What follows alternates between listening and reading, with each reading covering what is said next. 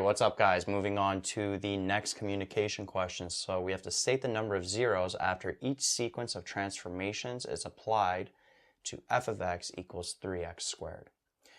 So with these types of questions, what I like to do is I like to actually draw out the original function that you're going to be transforming. So 3x squared looks like that, right? Nothing too specific, but knowing that there is one intercept for this is the vertex, right? Because 3x squared we could rewrite as 3x plus 0 squared plus 0. If we write in vertex format, 0 and 0 is the vertex, so that means there is one x-intercept that we are dealing with this function. And then we have to figure out how many x-intercepts, how many zeros are going to be after we take this and put it through these transformations. So starting with part A, we're going to horizontally translate it 4 units to the right and then vertically translate it 3 units down. So we're going to take this function, move it 4 units to the right, and then we're going to move it 3 units down. So 4 units to the right, 3 units down, so we know now the vertex is going to be at what? 4 and -3. And it's still going to be opening up, so it's going to look like that, right? So how many intercepts now are there going to be? How many zeros? 2. So part A, the answer is 2 zeros for those transformations. And if you wanted to actually get the new equation, we can do that, right? So we would still have the 3 in front. We're translating 4 units to the right, so the d value, right? If you remember transformations from unit 1, the d value would be positive 4. Then translating it 3 units down, so the c value would be -3. So that would be the equation of this function after it's gone through these transformations in part A.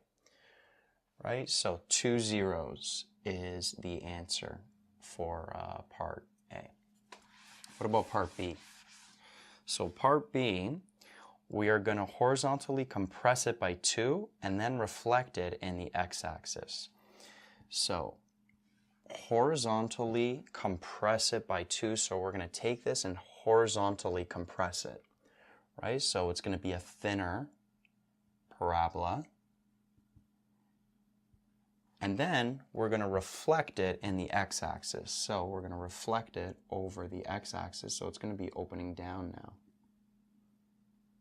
So notice the vertex didn't change in this case, right? It wasn't shifted to the left or right. It wasn't shifted up or down.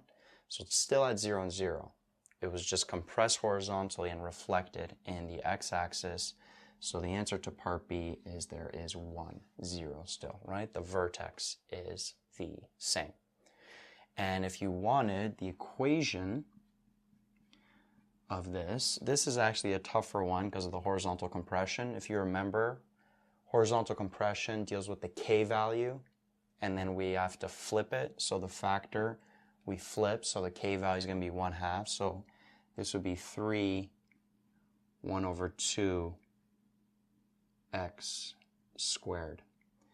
And then because it's reflected in the x-axis, it means the a value is going to be negative. So this is going to be -3, right? So that is going to be the equation for this function that undergoes these transformations, right? Horizontal compression by 2, right? K value we flip, and then reflection in the x-axis makes the a value negative, right? But there's still 1 0. That's what they are asking for. And then part C, reflection in the x-axis, and then there's a vertical translation 2 units up. Okay, so let's go through that. Reflection in the x-axis, so now it's going to be opening downwards. Vertex is still the same at this point, but now we're going to take this and move it 2 units up. So now the vertex is going to be up here, and it's going to be opening down. So the vertex is going to be a 0 and, 0 and +2. So notice in this case, there's going to be 2 zeros for part C. And if you want to write the equation, reflection in the x-axis, a value is negative. The x squared is still there, but we are shifting this 2 units up.